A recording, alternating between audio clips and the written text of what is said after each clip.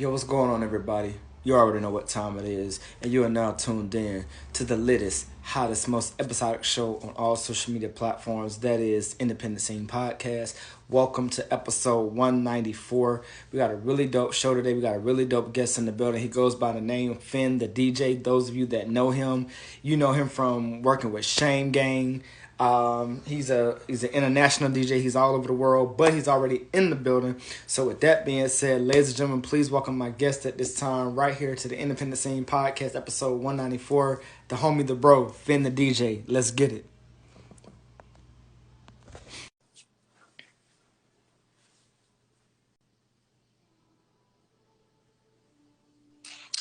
Yeah, what up, what up?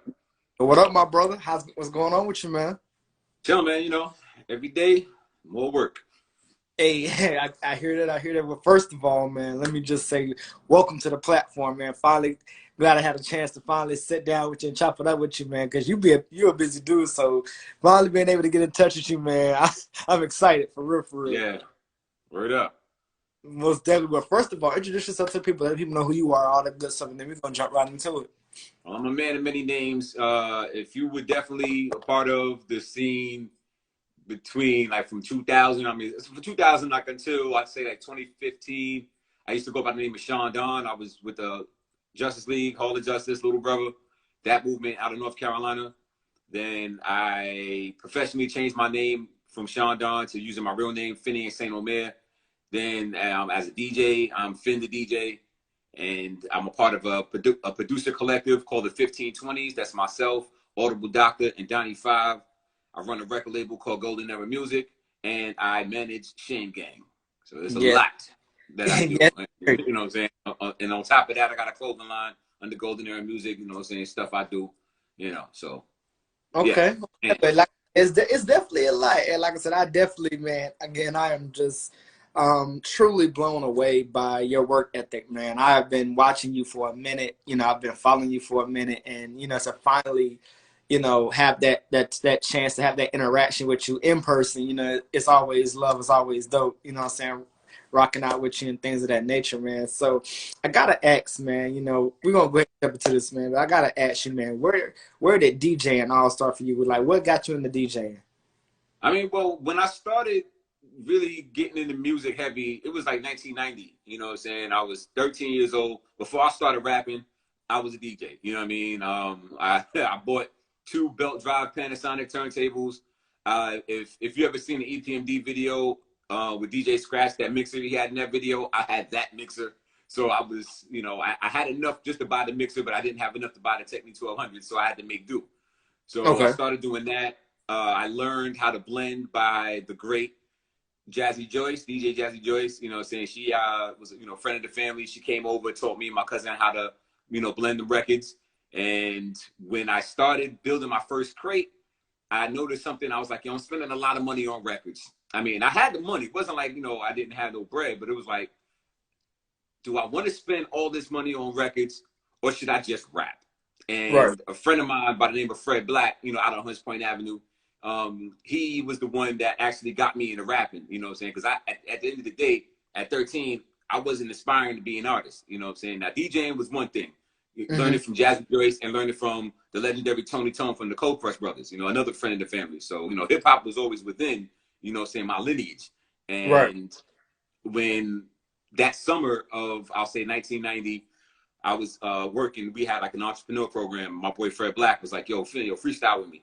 And I was like, dude, I don't know how to do that. And he's like, that's not what I do.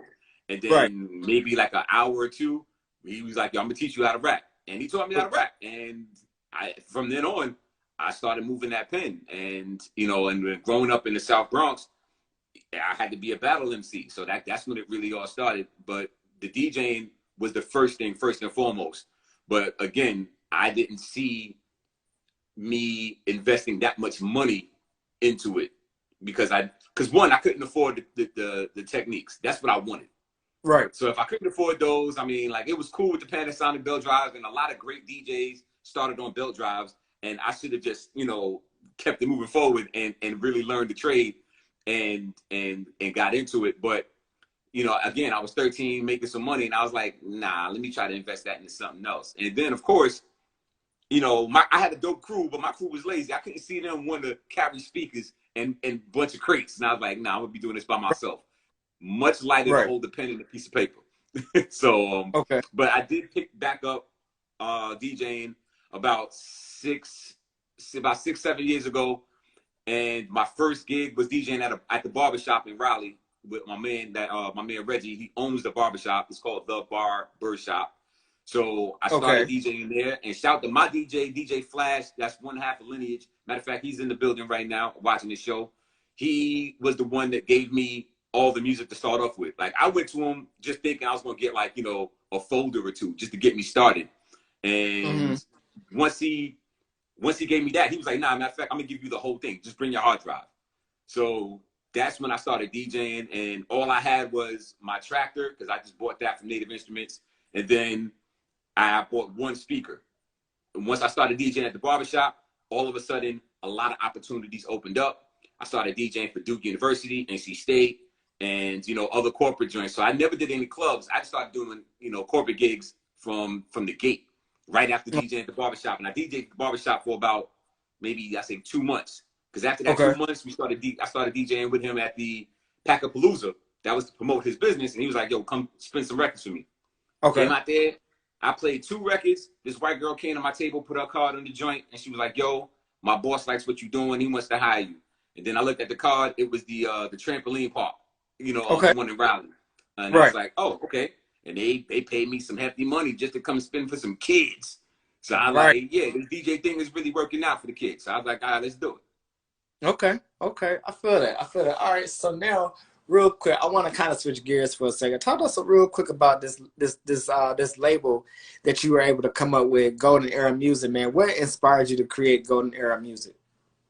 Well, honestly, Golden Era Music was almost an afterthought because right before I started the label in 2011, we met Ghazi, who owns Empire. We met him in like Okay. 2009, 2009 in New York City. We was doing CMJ. And right when he started up, I think the only people he had signed over there was like Snoop and, you know, a couple of other, you know, saying named artists out there. And he was showing me and Big Doe like the whole layout. And Okay. I was like, all right, this is dope. You know what I'm saying? And that was just something that he was trying to extend for Hall of Justice. He was like, yo, I want you to, I love what y'all doing. I love Lil Brother, Sean Don, all y'all. You know, I want to, you know, bring y'all over here once we like officially launch. Mm-hmm. So that was, like I said, 2 years prior. And then after I dropped my second album, No Excuses, after, you know, some inner turmoil with the crew, you know, with the Justice League or whatever, I was like, you know what? If I'm losing friends over this music, before I put hands with anybody, I'm just going to quit. You know what I'm saying? And Right. I was like, nah, I was like, I got into the game, you know, not to have to go through what I went through. Right. And I was like, nah, I'm done. So I was just about to hang it up after the second album. And then Doe came to me. He was like, yo, you ready to start your label? And I was like, what you talking about? He's like, yo, you remember Ghazi? And I was like, yeah, dude with the joint. He said he got the distribution. And he's like, yeah, we can bring anything over there. So just go downtown, go start, you know, get your paperwork, you know, go ahead and get your corporation set up, and then I can, you know, usher you over there. And then that's what happened. So I started Golden Era Music on January 11th, 2011. And right after I started the label, I put out my first album on the label called The Jamington. That was my third album, but the first one Okay. on Golden Era. So I recorded The Jamington. I did that in New York, recorded the album in like 4 days. Then we put the album out. It was crazy. And I got some really great reviews. And I was like, all right, this is one way to kick the door open with the label.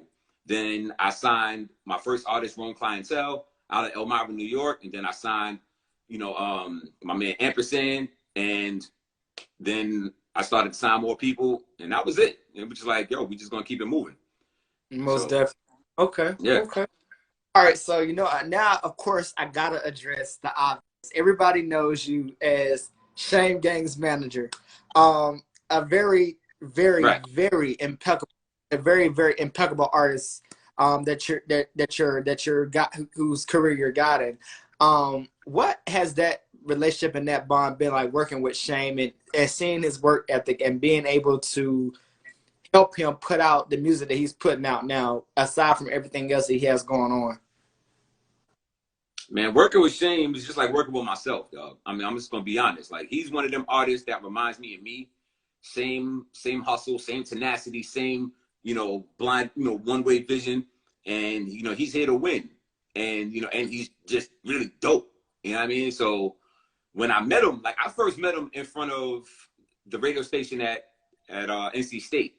Okay. And I think I was there for another reason. Then he just happened to be outside. So I just remember seeing him. And, we didn't really get to talking that quick. But, like, shortly after, like, maybe after a month or so after that meeting, he seen I was DJing for, like, a lot of other artists out here in the Triangle just to get their show game up. Because one thing I used to hate was watching other people perform and then the DJ behind there on their phone and not paying attention or not trying to engage and making that artist, saying show pop more. Right, so right. I started doing it, like, as an MC, I already know the inner workings of what it goes into doing a stage show. So I would just listen to what the hook goes, like on the first go around. Then I memorize it on the spot. So then I'm doing the hook with that artist. Okay. Shane was smart enough to take heed to that. He was like, yo, and he needed a DJ. But it's not like his show was subpar. Shane always had a dope show. Right. He just knew well enough to be on he can go from here to here. You know what I'm saying? Having all the elements lined up.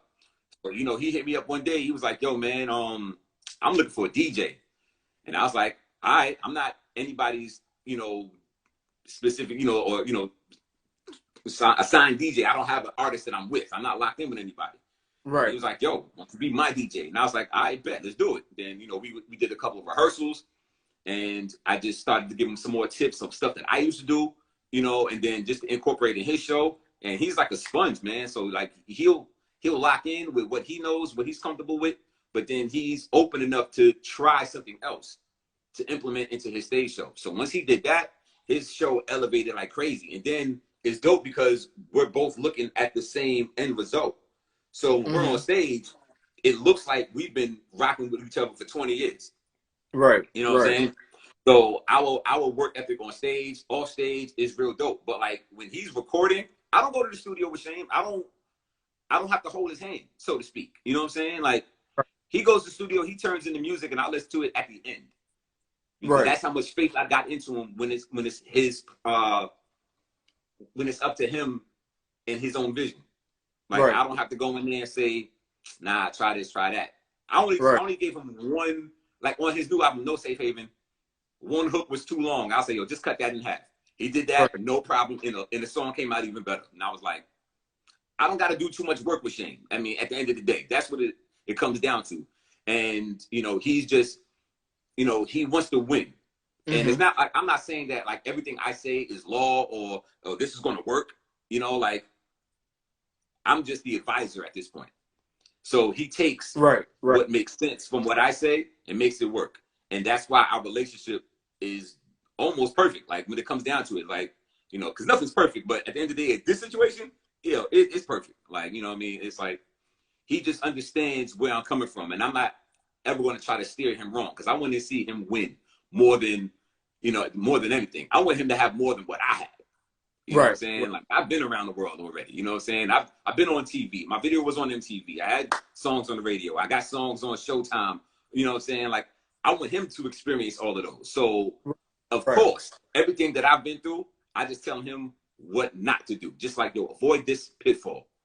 But trust your instinct. But at the end of the day, if I'm telling you this, it's for a reason so you don't have to stumble. Where I tripped, you don't have to. You know what I'm saying? Exactly. So and then like, yo, and that's it. But like I'm just like y'all. When y'all listen to Shane, I'm like, yo, this kid is really dope. Like, you know what I'm saying? Like, I've been working with him for years now, and he's never ceases to amaze me. So that relationship with me and Shane and working with him, it's a real dope situation. And you know what I'm saying? I know a few artists like him that, I wish I could work with right now as well. You know what I'm saying? I got a kid out of New York. Matter of fact, he just jumped in the room. I was just about to say, my man, you know what I'm saying? So yeah, follow Homeless Millionaire. You'll see. I ain't even gonna say no more. Just follow him and then you'll see what I'm talking about. Yeah, at Homeless Millionaire on Instagram. Follow him and you'll see why. I'm like, yo, I'm gonna sign him. Like, yo, you know what I mean? Like, he's dope. So everybody that I work with, they're younger than me, but they have the same old school work ethic. You know what I'm Right. saying? So Right. that's Alan York. You know what I'm saying? By the way, I didn't say his name, but Alan York is his name. But like him, Shame, they inspire me to do more. You know what I'm saying? So, but like, yeah, he's dope. Okay, okay. So kind of speaking on that for a second, because he just recently dropped No Safe Haven, Mm-hmm. um, a very put together masterpiece, if you will, of an album, man. And just hearing the entire album, man, it definitely showed where he started, from where Mm-hmm. he started to now being at this level right here. And so, again, being knowing Shane and being his manager and seeing the work that he's putting in, for him to put out this particular album, what went through your mind to know that he was able to get it, to put this project out, but also at the same time be able to truly graduate from where he once was? A lot factored in to this record. I mean, with the untimely passing of his brother, Right, he was ready to stop. He was ready to right, just stop rapping because it just wasn't in his heart no more. right, But then, he had a moment and he was like, yo, maybe this is what I'm supposed to do because this is what Manny was really pushing him to do. right. So when he got in the studio and he recorded his first 3 songs and he let me hear them, I was like, yo, this is wild crazy. Like, I mean, like, it's unfortunate that I think he was going to go in this direction anyway, right? Right, Because with Shane, he's always going to move forward. Like, that's just one thing I never have to worry about.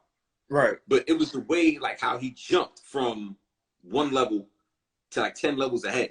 Like, you know what I'm saying? It was just like, we just saw greatness happen in moments. We didn't have to wait too long. Right, Like, yeah, his last album was 3 years ago, but right, like, he didn't start working on this album until like last year. You right, know what I'm right, saying? So, like, right, that's what I mean. So, like, with Shane, he just knows how to do leaps and bounds with his artistry.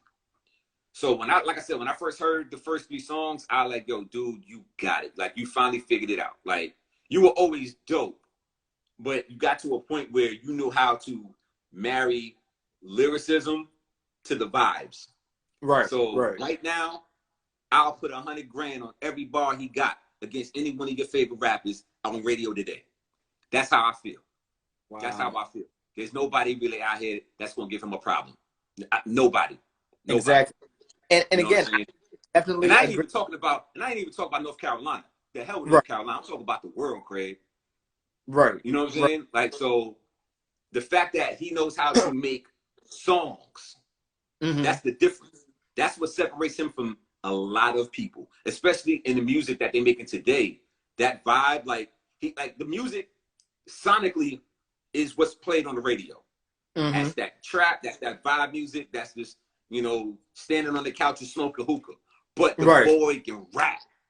And He can. can rap circles around everybody. So whoever y'all over there thinking like, yo, who's nice, he's nicer. And that's it. And I mean, I can say that with the utmost confidence. And like, there's nothing. There's Most nothing. Y'all lucky I ain't got the bag of bags because I will put prices on heads out here. Most definitely.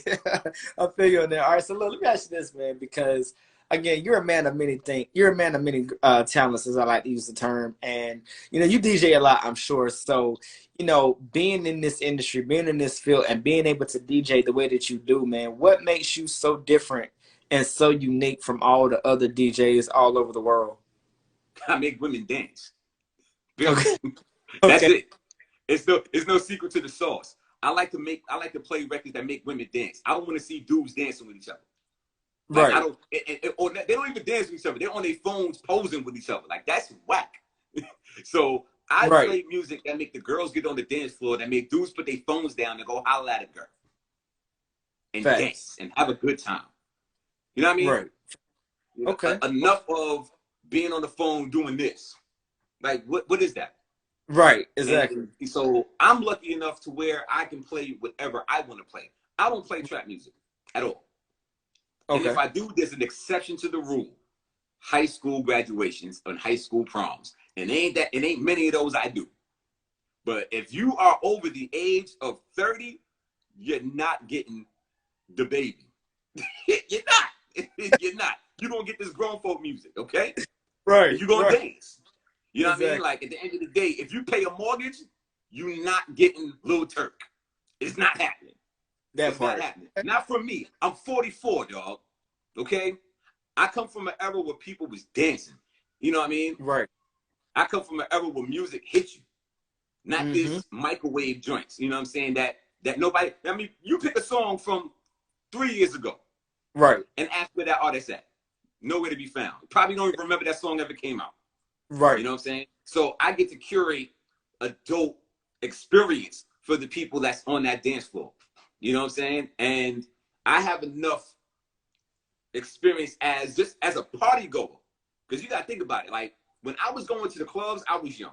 You know what I'm saying? I was like, 17, 18, 19. So the way I DJ is just the same way as the DJs of back then used to DJ. They DJ by, regions. So it's like, yo, instead of just playing one sound the whole party, like most of these DJs do today, like they will play Future, The Baby, Lil Baby, Lil Somebody, and Lil Somebody, and it's the same record. You just playing one long song. Right. Right. With the same hook. Like, you know what I'm saying? And the tempo of the party don't change. Basically, you just flatlining right now. So my thing is just like, yo, there's so much more to play. And I'm not saying, I just want to play 90s R&B and 90s hip hop.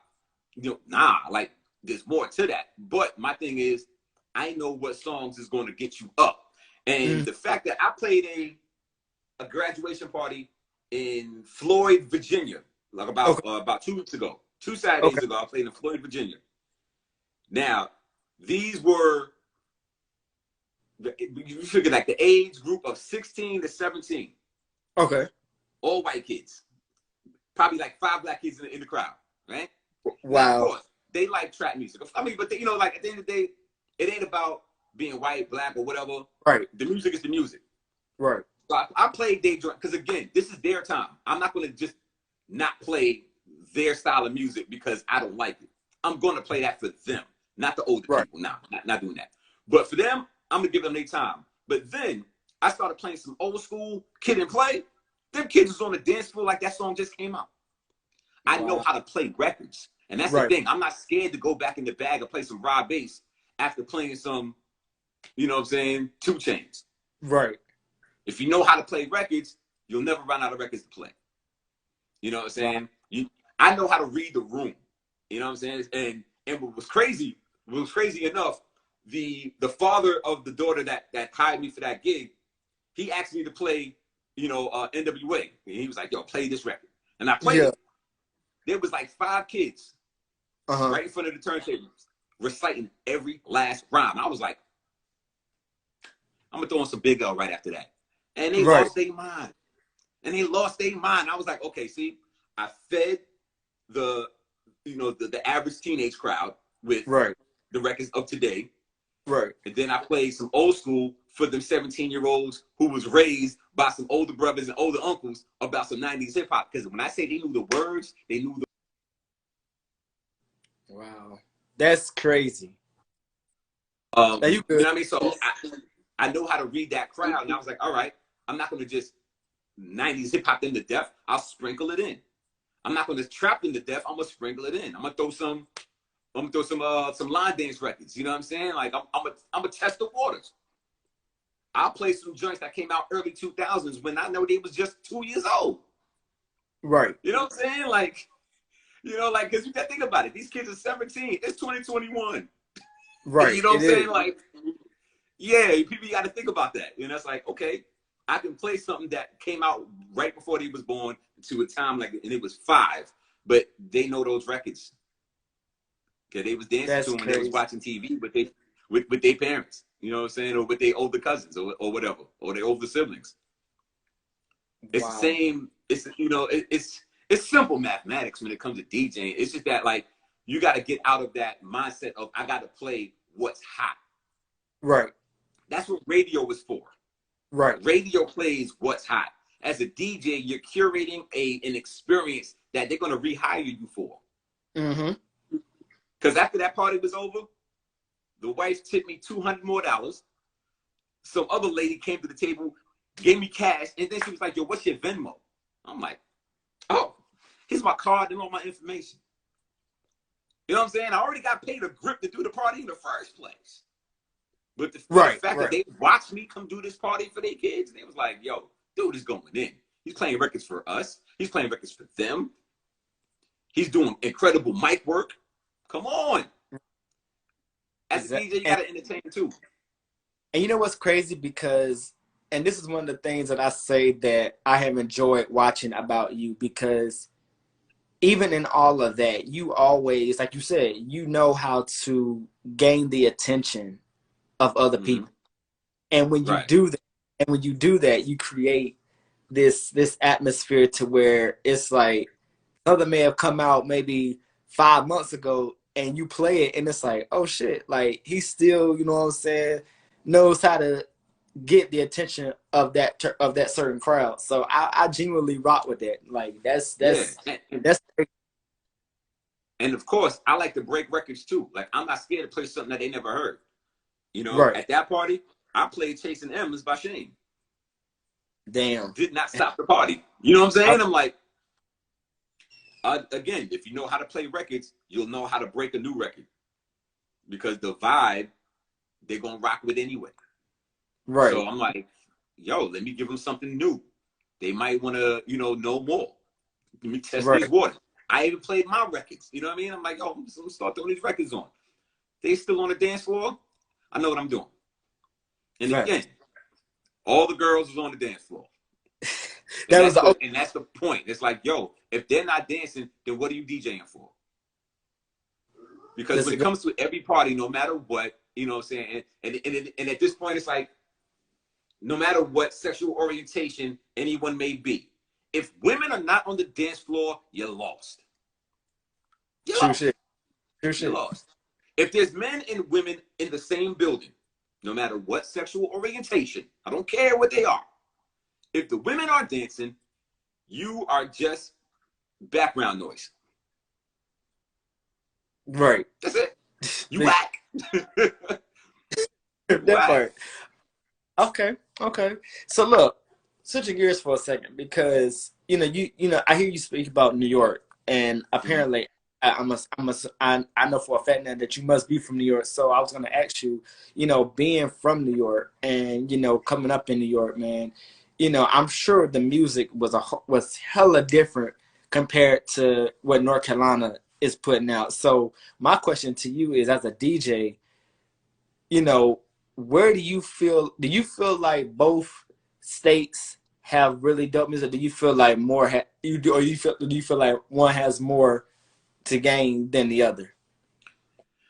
That's a pretty tough question to answer, because you got to think about it. It's like two different eras. Like when New York was really rocking, North Carolina didn't have a sound. Right. Like there was nobody from North Carolina in the 90s, you know what I'm saying, or the 80s.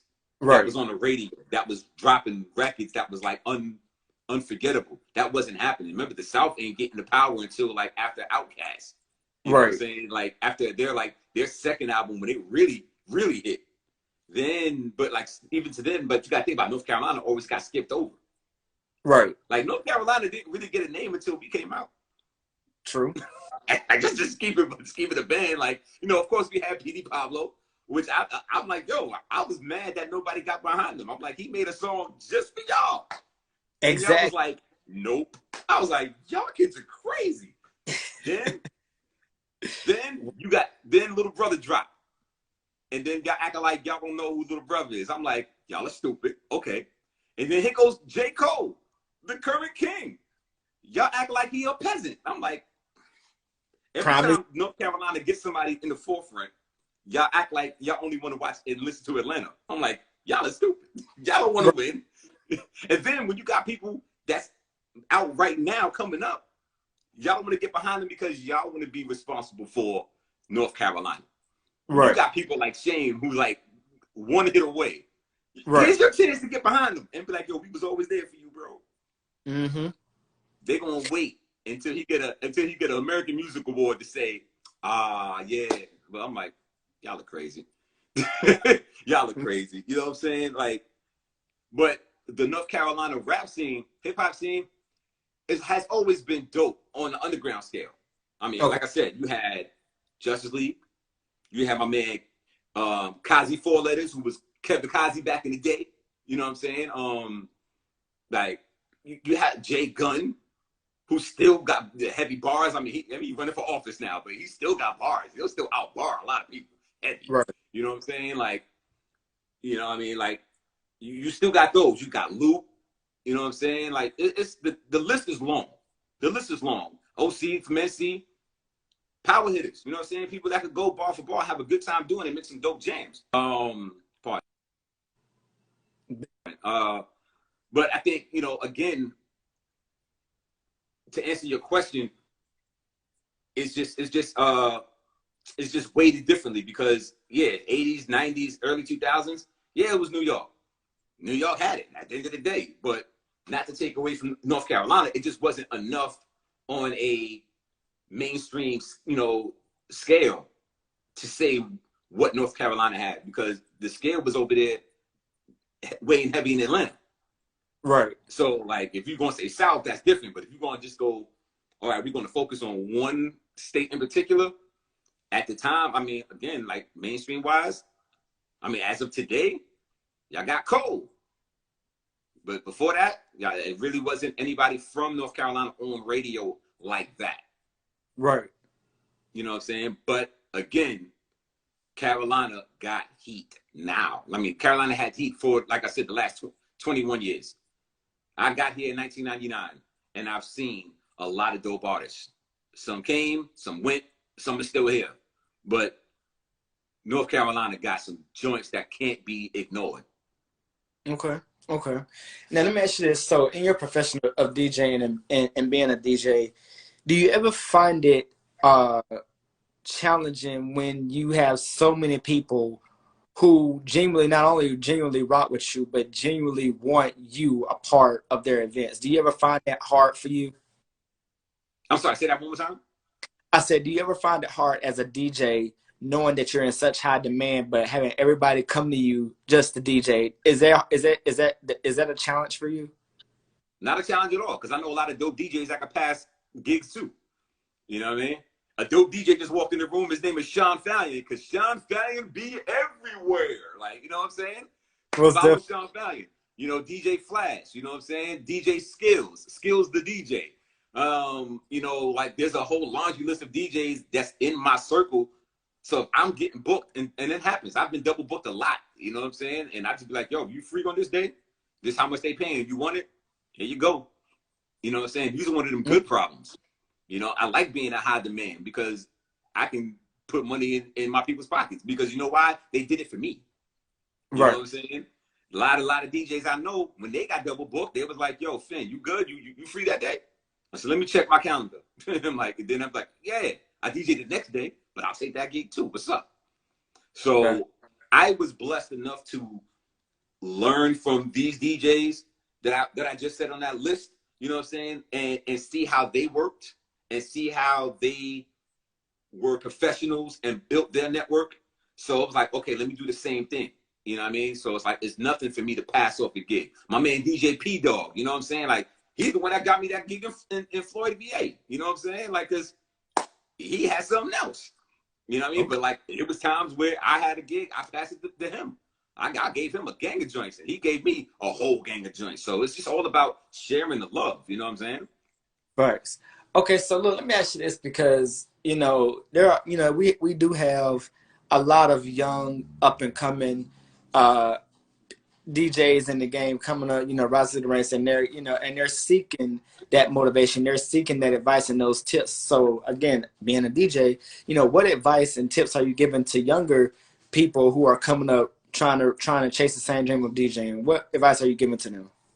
I mean, outside of being true to yourself, like find your voice with DJing. Like what I do may not work for the next DJ, and vice versa. You know what I'm saying? So it's kind of finding your own voice. What type of DJ you want to be? You know what I'm saying? Like my tag is the DJ of the eras. I like to play music from different eras. I like to play music for older people. So I like to go from the 60s, the 70s, the 80s, the 90s, 2000s. Stop. That's where I like to, that's my eras. And I stop there. I stop at 2000, 2008 or 2010 maybe. You know what I'm Okay. saying? Like that's my threshold. Anything after that, I don't really care too much for, unless it came out of my camp. Little brother Right. drop a record, I'm playing their records. You know what I'm saying? Right. So stuff like that. But commercially, I played those eras because that's where the party was really prevalent. You know Mm-hmm. what I'm saying? Like those records really kept people on the dance floor. And that's what I mean. When I was going to the club, those are the records I danced to. So I'm like, yo, I want to be that DJ for that particular, demographic. So again, for all the DJs coming up, just find out what type of DJ you want to be. And then find your voice in that and make that work. So like that's the only thing I can say for anybody coming up. But I will never tell a DJ, yo, only play that hip hop, son. Just play Yeah. that 90 to 95. Like, nah. You know what I'm saying? Like there's times I don't want to play that either. You know what I'm saying? Because, I want more out of the party. Most You know what I'm definitely. saying? Like I like playing go-go. I like playing reggae. You know what I'm saying? I like playing Miami bass more So it's than like anything. you do it all. Yeah. So it's like, again, it's just understanding what's going to keep the women on the floor, keep them dancing, and because that's the temperature of the party. Right. That's the temperature of the party. And at the end of the day, when a woman tells you a party was dope and the DJ was dope, what you gonna do as a man? You gonna go hire that DJ? Exactly. Exactly. You know, I don't care what no dudes say about me. I care about what the women say because they the ones that make the world go round. Right. They Right. I make the agree. world go round. I agree. Dudes will hate, women will congratulate and cut the check. That part. All right. So, and I appreciate you, man, for speaking on that because so many people need to hear that. So, my last two questions I have for you, man, is when it comes to social media. Social media is huge, larger than life, and being who you are, being a DJ, being a part of social media, and being able to, share with the world your gifts and your talents, and people being able to see all of that. How has social media benefited you in any kind of way? Man, I hate social media. It's such a waste of my time. But it works. It works, but it's like I could be doing so much more without being on this thing. You know what I'm saying? Like I'm from an era where we was outside. Right. Like I was outside Right. before there was a thing called a personal computer. Okay? Like, nah. Like the only contraption I had on me was a beeper.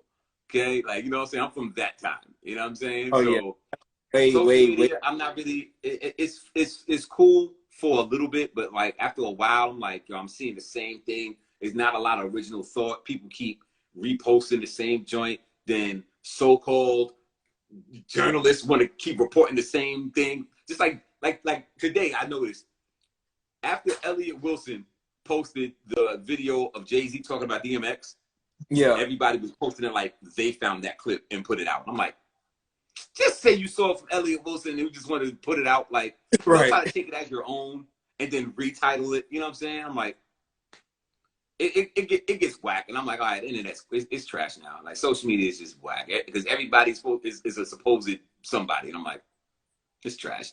But I will say, I mean, it does help.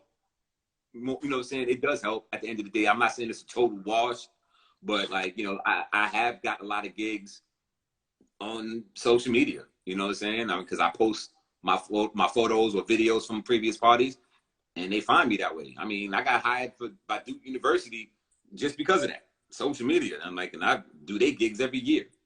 Wow. Except last year because of the pandemic. But like outside of that, like Duke University found me on social media. So I'm like, it has its perks, but for the most part, it's trash, Pete. Okay. Maybe because I'm old, son. Maybe because I'm old, it's trash. I'll say that. I'm the old head at this point. Hey, I feel you. Hey, it's a different shows for different folks. You know what I mean? Yeah, yeah, yeah. So I gotta, and this is gonna be part of a one. It's gonna be a two-part question, but it's gonna be all within one. So, we've been having these versus battles, man. That's been going on. That's been produced by Timbaland and Swiss Beats. I'm sure you followed a few of them. You've seen a few of them. Caught a few clips here and there.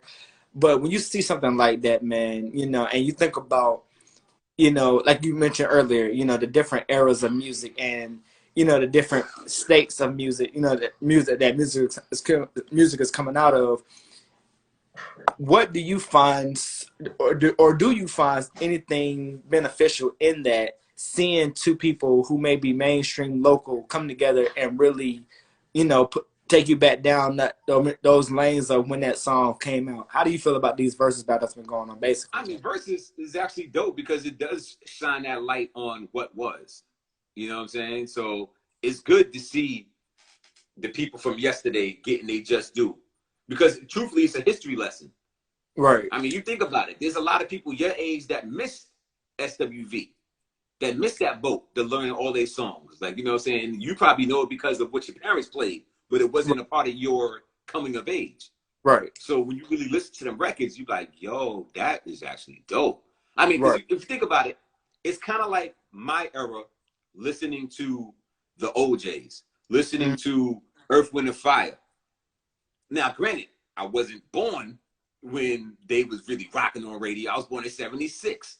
So you Right. figure, like, by the time I started listening to music, like, really, like, at 5, 6 years old, those records already been out. Stevie Wonder was already making hit records. You know what I'm saying? So it wasn't a part of my time and my moment. But I did learn what good music is supposed to sound like. I had an appreciation for that. So by the time I became, 9, 10 years old, heavy into, in the hip hop at that point, like that's my music. That's my time. That's my era. I didn't hate. I was like, yo, because they sampling them records. So, I'm like, oh, right. I got to learn something. So Versus is basically just that. It's you get, and the fly thing is because you get to see it in real time from the people that actually made those records. So to see SWV and Escape on stage playing them records, and you're like, yo, oh, I can see it. Then you reading the comments and you seeing all the older people talking about, saying this, then you can kind of equate what you feel in your time when you listen to Migos. Now, when I say that, it's not I'm trying to say musically and sonically they're equal.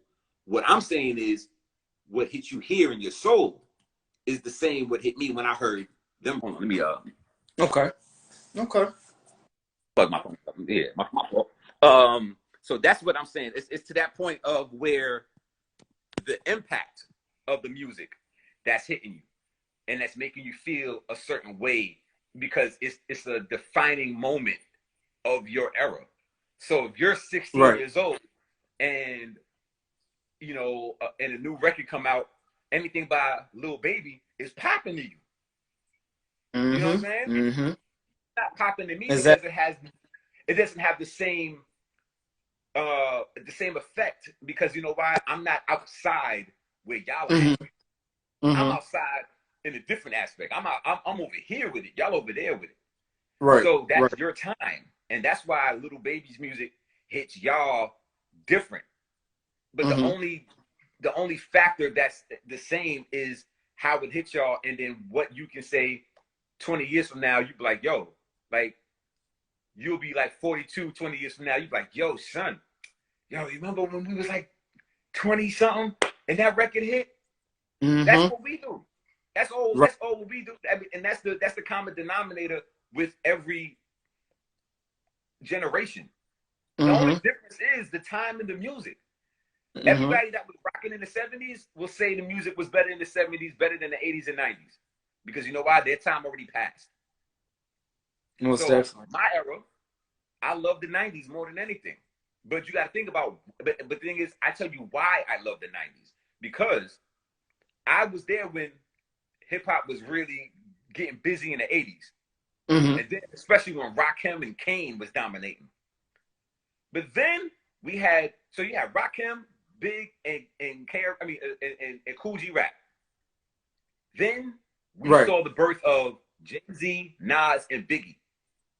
The fact that I got to see another big three come into the game and do better than my favorite rappers, that's why I used to get pissed off when I saw the new era that didn't get better than Biggie and Jay and Nas. I'm like, I thought we were supposed to get better every era. Because I just saw somebody get better than Kane. I just saw somebody get better than Nas. And I just saw somebody get better than Cool G Rap. Within 5, 6 years. That's crazy. Yeah. You know what I'm saying? So, like, I don't hate new rappers. Okay. I hate the fact that nobody wanted to raise the bar after Jay. I I agree. feel, and my thing is, I used to think maybe the bar was set too high, and they was like, you know what, we're not even trying to climb that mountain. We're gonna reset it, and we're gonna start over from level one. And that's why a whole bunch Mm-hmm. of whack rappers are out now. Cause like, you know what I'm saying? Cause you gotta think about it.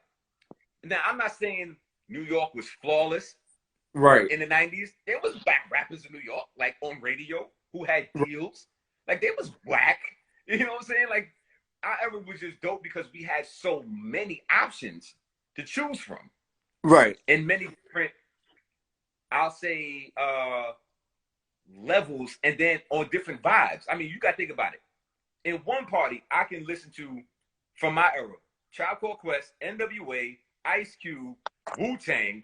You know what I'm saying? Like totally, Right. you know, like totally different types of joints. Ghetto Boys. You know what I mean? Like you can go from different region and still be like, yo, this is hip hop, son. And it Right. got better than the previous 10 years. So Wow. naturally, from my era, because like look, if you look at it as the middle child, you know what I'm saying, aspect. Your older brother was rocking in the 80s, you're the 90s kid, and then your little brother or little sister is the 2000s. And you Mm. like, I did better than my brother. You ain't doing better than me, something's wrong. Right. Right. I And, agree. and I will say this, my era is at fault. I don't think we passed the torch down to the next era because we were so caught up with being in our own era. You know what I'm saying? Like, you know what I mean? Like, there wasn't too much of, nah, you need to like continue to listen to this as you listen into the new stuff. So then Right. now you go to 2010s to 2020s, a lot of people be looking at the old heads like, man, y'all know what y'all talking about. I'm like, dude, we do know what we talking about. We just kind of upset that the fact that y'all ain't raised the bar. We're not saying that y'all ain't popping. Y'all getting money. Right. Y'all getting money, and that's beautiful. I love seeing black people get money. Right. I just wish they were dope. Okay. You know what I'm saying? Like, I wish they were really dope. Like, I really wanted to see somebody better than Hov. Because I can Okay. imagine, like, yo, Hov is like 55 years old, son. Like, he old. And he's still rapping better than everybody. That's true. Drake is the artist of the decade. But he still can't rap better than Hov. He It's just can't. the bar got lowered, but Drake was just good enough to be in the game this long and not lose. Right. And then you got to think Right. about other dope artists that came out. They come out in spurts. We give you a J. Cole here, we'll give you 10 babies. We'll give you one Kendrick Lamar here, we'll give you 30 futures. Wow. And then the copies of the futures be trash. Now Future, he ain't my favorite, but I can't say he's whack. But the people that like him are trash. It's a bad Xerox copy. You know what I'm saying? Like when you make Right. 100 copies of the original, by the time you get the copies like 7, the ink starts to get light. You know what I'm saying? They ain't got enough toner to make another Future. That's true shit. You know what I mean? And just like with Right. Migos, And like, you know what? like a ton of artists try to rap like the Migos and they whack, but the Migos is actually dope. You know what I'm saying? They But are. it's like, yo, I just don't like their music like that because I can't relate to their time. Like, it's not my joint. That's it. Right. Like, I mean, again, I got to drive in the point. I never hated the new music. It's just the fact that I just wished it was better. But I'm Thanks. glad they out there getting that money and getting that opportunity to do something that they thought they could never do. That's the dope part about all the new stuff that's coming out now, especially with the social media and the internet, and them by, you know, like sidestepping the labels and doing it on their own. That's fire. Now that's fire. You know what I'm saying? Okay. I definitely appreciate you giving us these gems, man. It's definitely real. So as we're coming to a close, man, I definitely want to say again, I truly and totally thank you for tapping in with us, man, and really just giving us the real deal, you know what I'm saying, on you Without. and your history and your music, man, and you DJing. Real quick, let the people know where they can get in touch with you at. All right, so you can definitely get in touch with me on Instagram and Twitter. It's at Finian St. Omer, FINIANSTOMER. You can follow me on Instagram again on ITS Fin the DJ. My website is goldeneramusicinc.com. And I also have a community that I created on buymeacoffee.com/golden era music. So basically, that website houses just about everything that I do. I have a membership based website. So if you were like a monthly member paying $5 a month, you get 25% off everything on my Golden Era Music Store. If you are a yearly member, which is $325 a year, you get the Golden Era Pack, which is a hoodie, 2 t-shirts off the top, plus a new t-shirt every month for 12 months. And then you get exclusive material that nobody else can see. So like if the yearly gets, I can put out a new album and just give it to the yearly members, but the $5 members can't see it and the free members can't see it.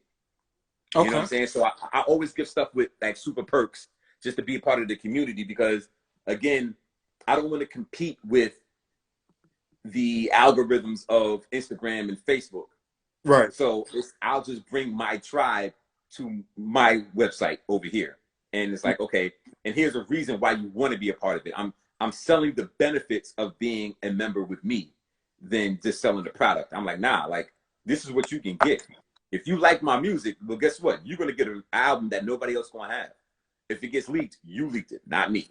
You know what I'm saying? Right. So Okay. it's just the benefit of rocking with me. I got fans from 1999 to this day. That's like they locked in. They're like, yo, everything you do on buying. Well, it's like, well, you can get it from me directly right here. You ain't got to go by no middleman. At this point, you ain't got to go to iTunes unless you just want my numbers to look.